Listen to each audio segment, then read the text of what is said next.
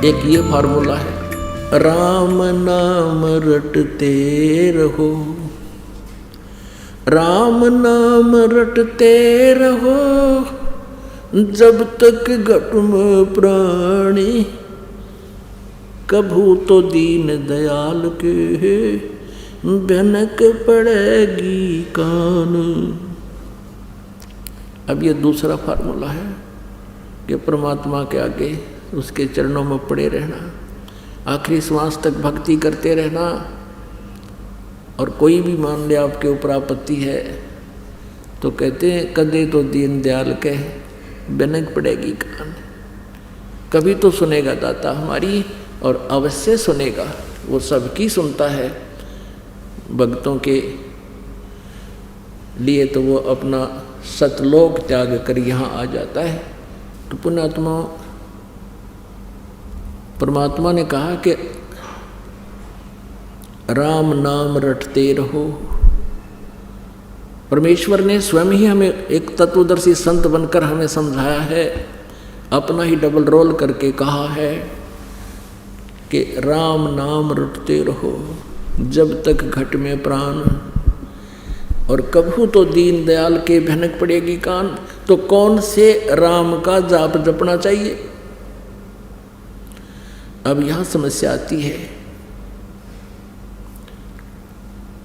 अब हमने अनेक राम यानी देव भगवान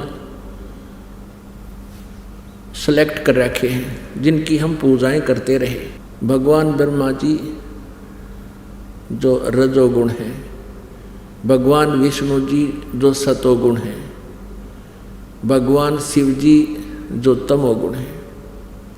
ये हमारे पवित्र हिंदू धर्म के प्रधान देवता हैं। इनके बारे में अभी तक लोक वेद सुनाया जाता था इन अज्ञानी गुरु ऋषि महर्षियों और ब्राह्मणों के द्वारा कि ये अजरो अमर हैं, इन्हीं की पूजा करनी चाहिए। अब हमने राम सेलेक्ट करना है, हमने भगवान सेलेक्ट करना है, किसकी पूजा करनी चाहिए जिससे हमारा जन्म और मृत्यु का रोग नाश होए, जिस भगवान की भक्ति से हमारे शुभ संस्कार बने, अशुभ संस्कारों का नाश हो, हमारे प्रारब्ध के पाप कर्मों का नाश हो। एक कई बार भक्त प्रसन्न करते हैं कि जैसे भगवान श्री कृष्ण जी अर्थात विष्णु जी ने राजा मोरध्वज के पुत्र ताम्रध्वज को आरे से 2 फाड़ करवा के उसकी मृत्यु हो गई थी, फिर उसको जीवित कर दिया था। तो वो भक्त कहते हैं क्या भगवान श्री विष्णु अर्थात श्री कृष्ण जी में शक्ति नहीं है? ये भी तो दुख दूर कर सकते हैं।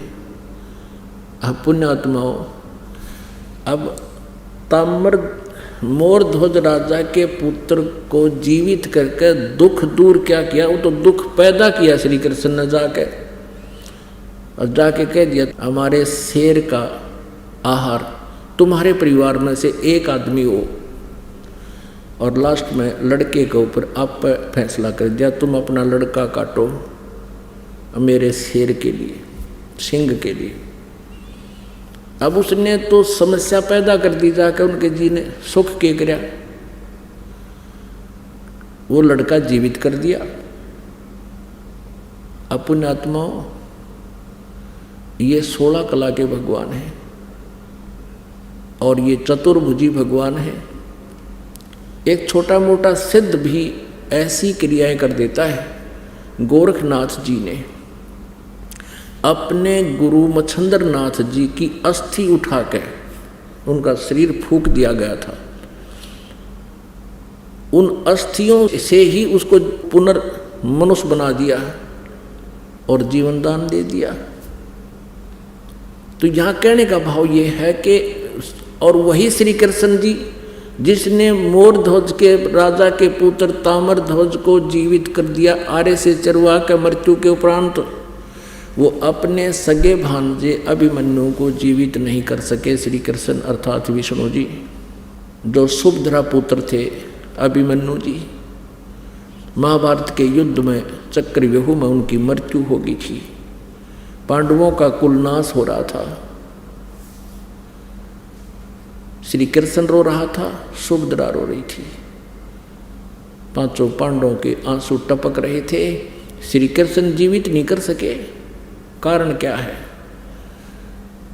परमेश्वर कबीर जी ने बताया है कि उस ताम्रध्वज लड़के के श्वास शेष थे, यानी उसकी आयु शेष थी, और उस अभिमन्यु की आयु शेष नहीं थी।